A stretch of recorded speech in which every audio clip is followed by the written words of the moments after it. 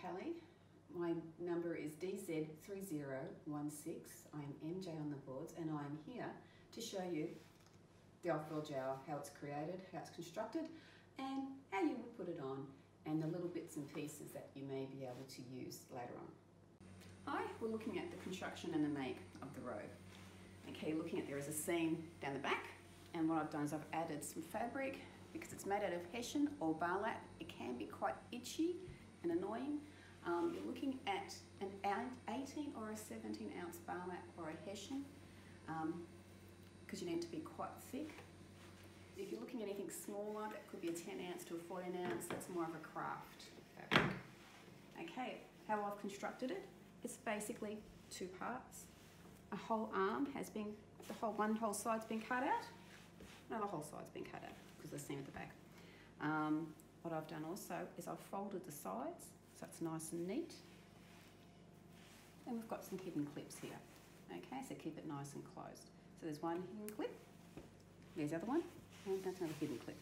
Basically, in the show you can't see any clips, but you can see that it's been clipped there. Okay, the paintwork on it, it's been spray painted brown. You can see it through the undergarment. And that's all been hand painted. The fraying of it, it's all been frayed, but I've also sewn it so it doesn't fray anymore, because when you've washed it, if it gets dirty, it's not going to fray, you're not going to lose half your garment. The same goes with the bottom. And there's the robe. Okay, we're looking at the under tunic for the Offworld Jawa. You're looking at a very simple design, easy to pop over your head. The colour, try and get it to match the actual garment, the robe from the Offworld Jawa. The fabric itself, a good cotton, breathable. This one is a cotton polyester mix. It's very flowing, and make sure that it's all hemmed and hemmed at the top. Hi, the next thing you would put on would be your shoes. Now what I've done, I am at that certain age where boots and so forth, or gum boots, can be quite painful for me. So what I've done is I've actually wrapped up a pair of really expensive runners, but I've made slats. So it looks like an actual boot, and it's nicely covered. So you can actually make those, and it's been Velcroed on the top. Next are the bandoliers. I've already popped one on, and I'm going to do the other one. You can have one, or you can have two. And when you do have the bandolier, just make sure you've got a fair bit of room under your arm. If they are a bit short, you can add a leather strap from behind. It'll be fine, but just make sure they're nice and loose. Gives you a little bit more room. Next we have is the underarm. We've already got the tunic, as we can see.